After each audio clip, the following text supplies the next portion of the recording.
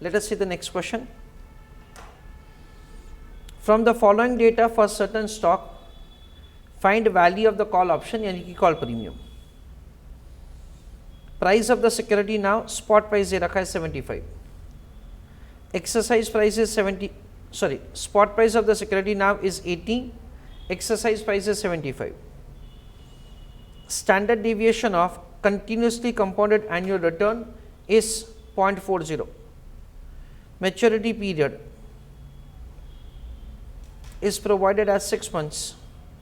Rate of interest हमको दे रखा है 12%.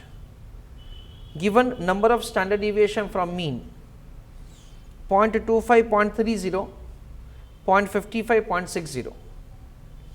Area of the left or right, highlight the portion, one tail is given to us. 0.40813, 0.3821, 0.2912, 0.2743. E raised to 0.12 into 0.5 is 1.062, ln 1.0667 is 0.0646. I request all of you to go through the question. Do not solve answer, just go through the question. Do not write anything, let me explain you. Spot price of the equity share is given to us as 80 and exercise price is given 75. So use your calculator. 80 divided by 75, that comes to 1.066667. that is what we understand. Now जैसे हम लोग usually शुरू करते हैं, step number 1 revised spot price, वो तो यहाँ पे लगेगा नहीं, क्यों? क्योंकि डिविडेंड का इन्फॉर्मेशन नहीं है. Step number 2, it is e raise to negative r f into t. So e raise to negative 0.12 into t is 6 divide by 12. So e raise to negative 0.06, ऐसा किया जाएगा. Now friends, you can see that so the question is providing to you the information about the future value factor. आपको कुछ लिखना नहीं है, मेरे को समझाने दो. सो बेसिकली क्या होगा, आपको ई फैक्टर यहाँ पे डायरेक्टली दे रखा है क्वेश्चन में. कैसे friends? 1 divided by 1.062, because the reciprocal value of the future value factor is present value factor. चलो please write down answer. Step number 1, calculation of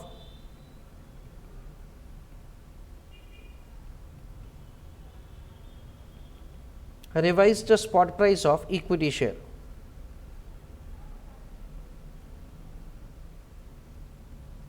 उसमें लिखो not applicable.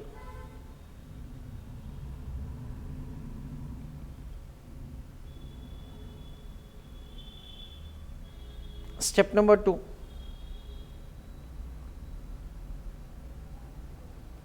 calculation of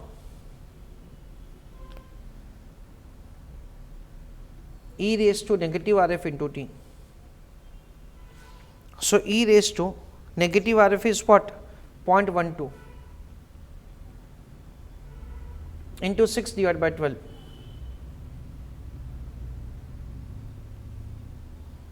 so e raise to negative 0.06.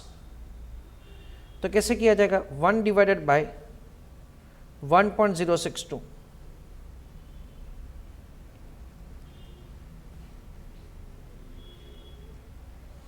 So 0.9416. This is the way we are required to use the factor. Question में हमको compounded factor दे रखा है और हमको क्या करना है? डिस्काउंटिंग फैक्टर फाइंड करना है. तो देखो 0.06 है ना, उसका एक्चुअली ई फैक्टर में फ्यूचर वैल्यू फैक्टर है 1.060, 1.0618. तो उन्होंने क्या दे रहा है? 62 दे रखा है और उसका रेसिप्रोकल वैल्यू 94176 आता है और हमारा 9416 आता है. Step number 3,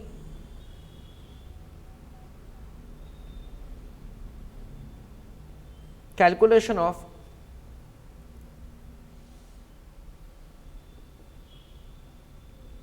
ln s divide by E. अच्छा, in that spot divide by exercise. Spot कितना दे रखा है क्वेश्चन में? 80. एक्सरसाइज कितना दे रखा है? 75.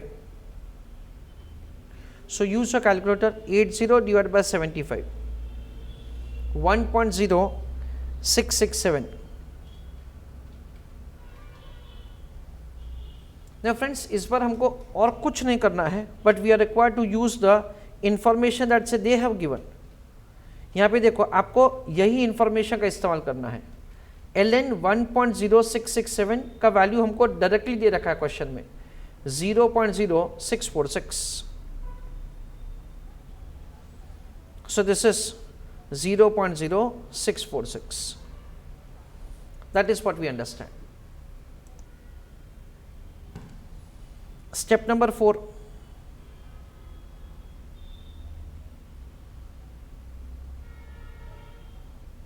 Calculation of D1. D1 कैसे होगा? ln s divide by E plus RF plus variance divide by 2 whole into time period divided by under root of time period into standard deviation.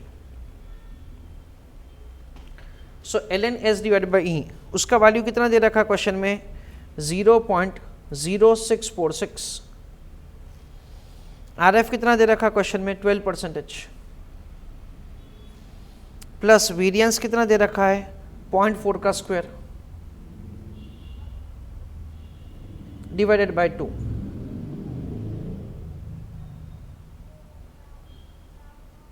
Whole into time period. Time period क्या है? 6 divide by 12. Whole divided by under root of 6 by 12 into standard deviation is 0.40. ऐसा किया जाएगा. सो 0.0646 plus क्या करेंगे? 0.4 का square, that comes to 0.16 divide by 2, that comes to 0.08 plus 0.12, so that comes to 0.20 into 0.5, that is 0.10,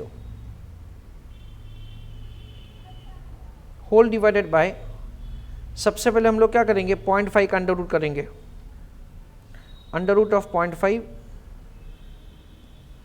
and that will be multiplied with 0.40, so 0.2828.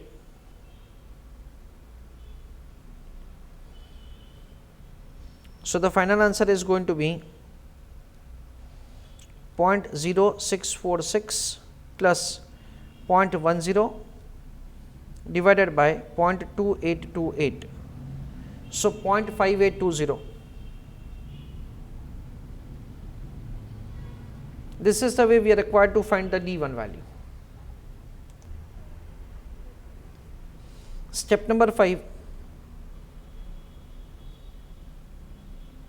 calculation of ND1. अभी ND1 कैसे होगा वो भी हम लोग अच्छी तरह से समझते हैं. उसके लिए हमको क्या करना पड़ेगा? D1 का रीडिंग लेना पड़ेगा. Now everybody is requested to pay attention. अभी आपको कुछ लिखना नहीं है. 0.58 and 0.59. Don't write anything, let me explain you. Z table reading. तो 0.58 and 0.59, this is the reading. So 2190 and 2224.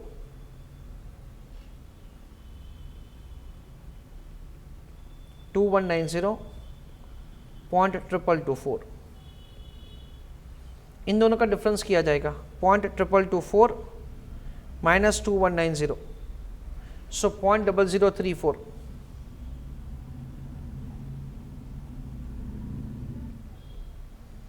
This is 0.01.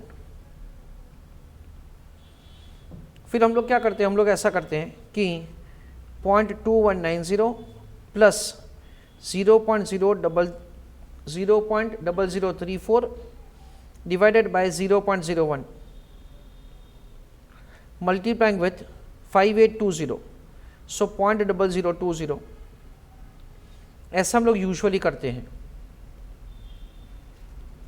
तो आंसर क्या आएगा? 0.0034 डिवाइडेड बाय 0.01 मल्टीप्लाइंग विथ 0.002, सो 0.0007 आएगा। So final answer is 0.2197। ऐसा हम लोग करते हैं।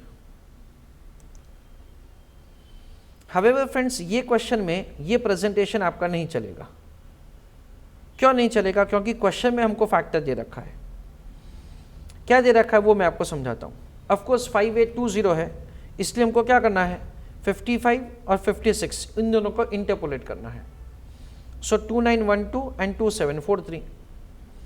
सो right down answer along with me. हम लोग क्या करेंगे फ्रेंड्स? 0.55 और 0.60 उन दोनों का इंटरपोलेशन किया जाएगा। It is 0.2912 and 0.2743। सो यहाँ पे 0.05 का इंक्रीज है और वहाँ पे 0.2912 minus 0.2743,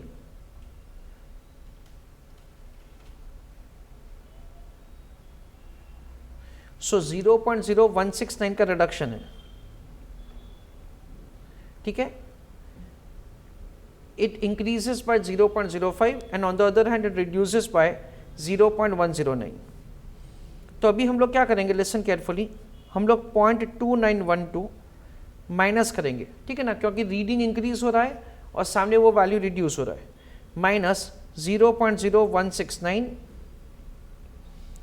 divided by 0.05 into 0.032।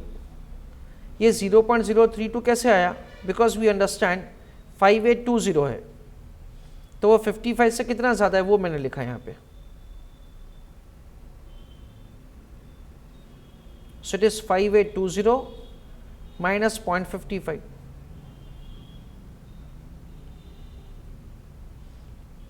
So final answer क्या आएगा? 0.2912 minus 0.0169 into 0.032 divided by 0.05, so 0.0108 ऐसा लिखेंगे। वो माइनस होगा। Why? Because with the increase in the reading, with the increase in the value, the reading is falling down. That is the reason.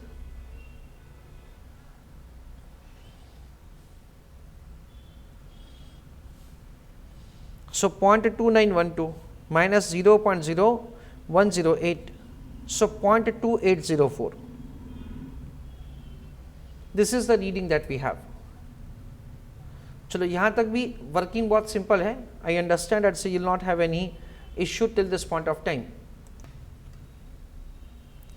Now importantly friends, what I want to tell you is, जो हम लोग routine method से करते थे उसमें हमारा answer आता था 0.2197. तो हम लोग ऐसा समझते हैं कि ND1 is equal to 0.50 plus 0.2197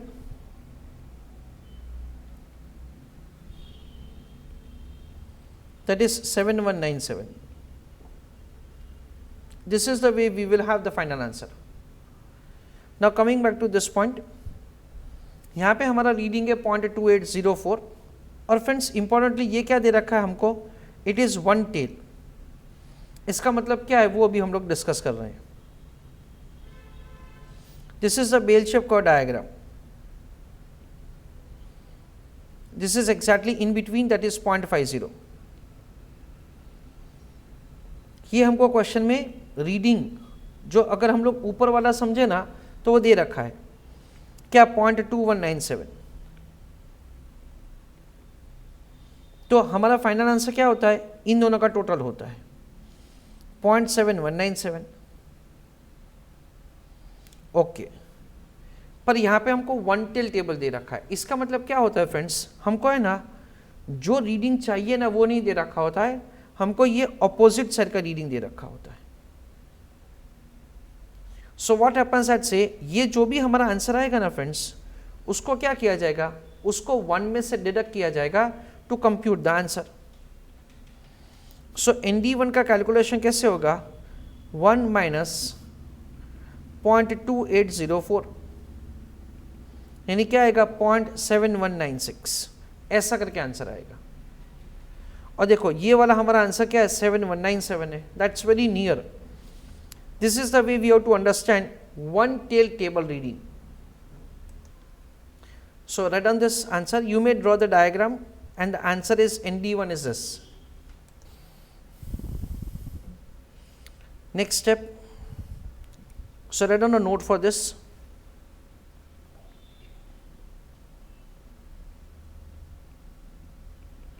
One tail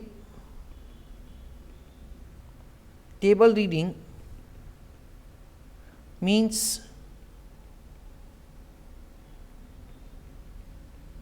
reading of Z table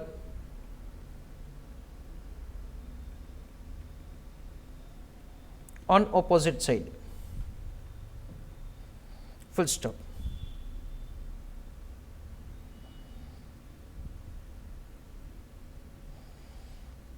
Step number 6.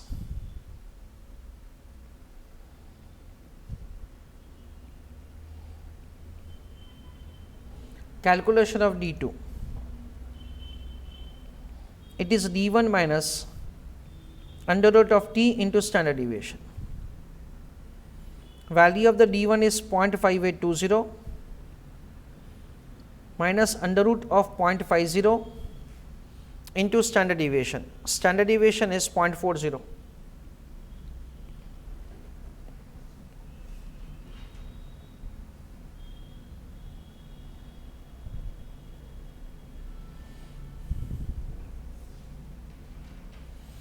So under root of 0.5 into 0.4, that is 0.2828.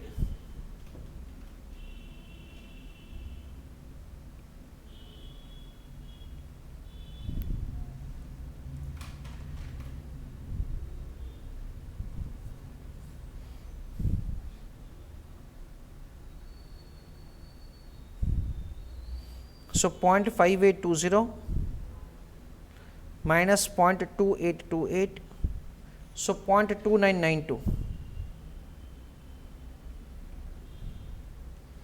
That is the way the D2 is calculated. Now the reading of 0.25 and 0.30 is 4013 and 3821.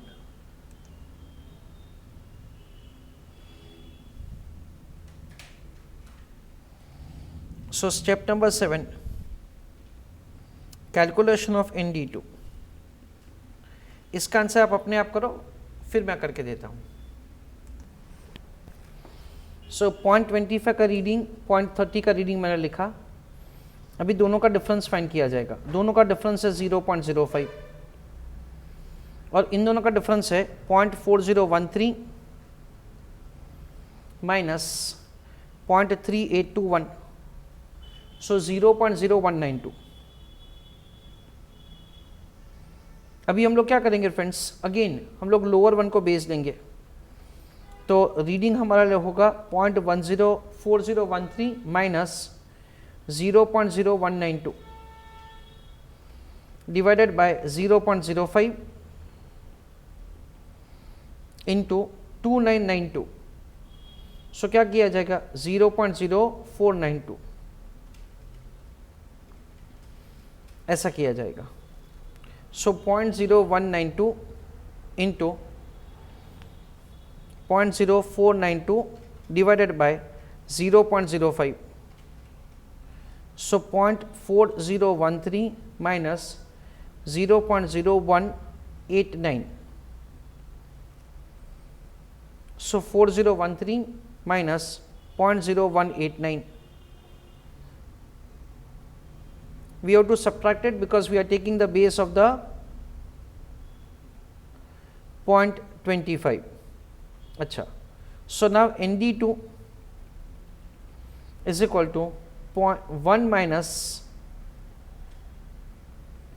0.3824, so 0.6176.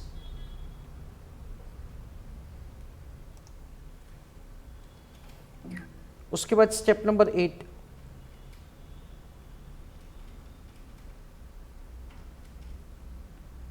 calculation of value of the call. Spot into ND1 minus E into ND2 into e raised to negative RF into T. Spot price of the equity share 80. ND1 is 0.7196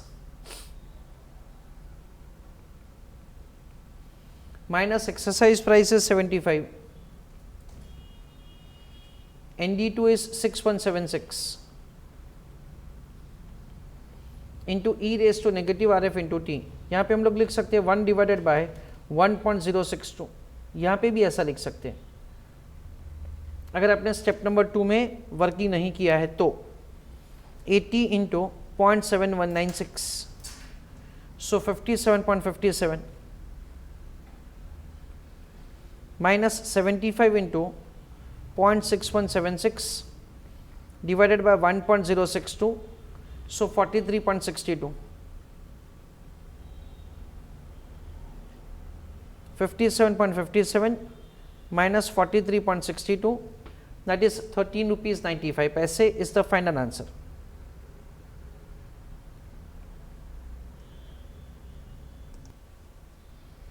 So this question is done.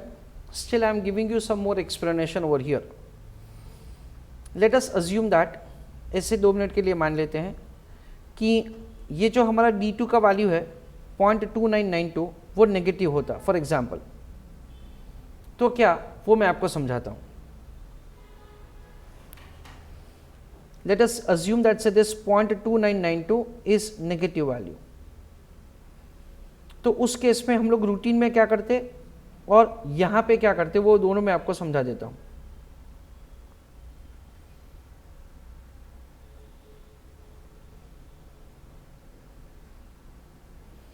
Routine में हम लोग 0.29 का reading लेते हैं, 0.30 का reading लेते हैं. तो 29 का रीडिंग है 0.1141 एंड 1179.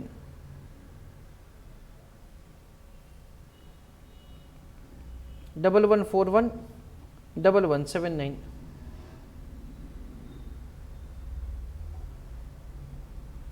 सो डिफरेंस आता है 0.0038.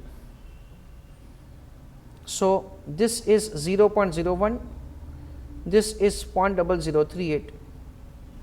उसके बाद क्या करने का 0.1141 प्लस 0.0038 डिवाइडेड बाय 0.01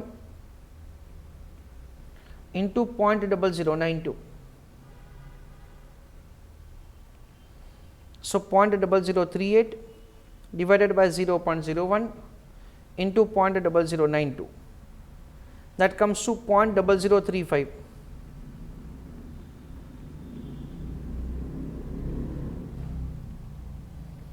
Plus 0.1141,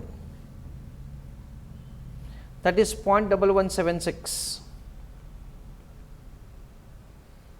और ये वैल्यू नेगेटिव है, इसलिए क्या किया जाएगा फ्रेंड्स, वी अंडरस्टैंड दैट से हम लोग 0.5 से डिडक्ट करेंगे.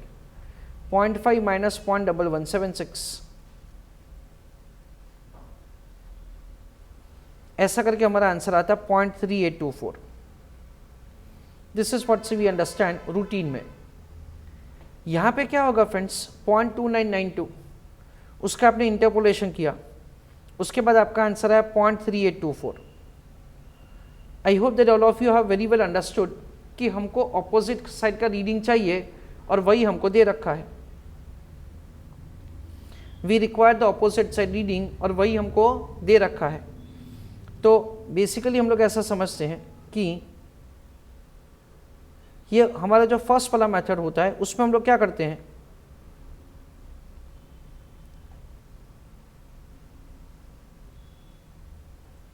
हम लोग ये वाला जो रीडिंग है उसको हम लोग 0.5 में से डिडक्ट करते हैं, तो हमारे पास ये रीडिंग आ जाता है। ये जो हमको 1 टेबल रीडिंग दे रखा है ना फ्रेंड्स, वो हमने ऐसा समझा कि हमको एग्जैक्टली यही दे रखा है। सो इन दैट केस आपको कुछ भी फिर करने का जरूरत नहीं है। This reading itself is the answer of ND2. So write down a note for this. If at all D1 is negative, comma, then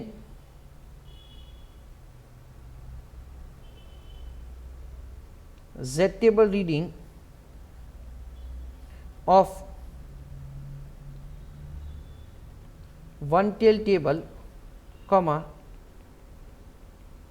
itself is in D1.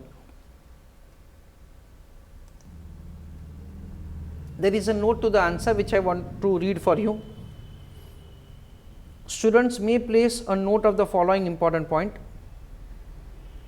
The value of the ND1 and ND2 have been computed by interpolating the values of the area under respective number of the standard deviation from the mean Z in the given question.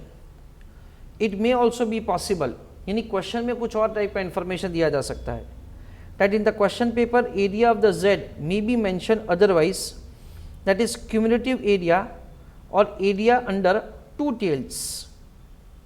तो 1 tail की जगह क्या दे रखा है, 2 tails दे रखा है. In such a situation the area of the respective Z given in the question would be as under. अच्छा, logically आप लोग समझ सकते हो.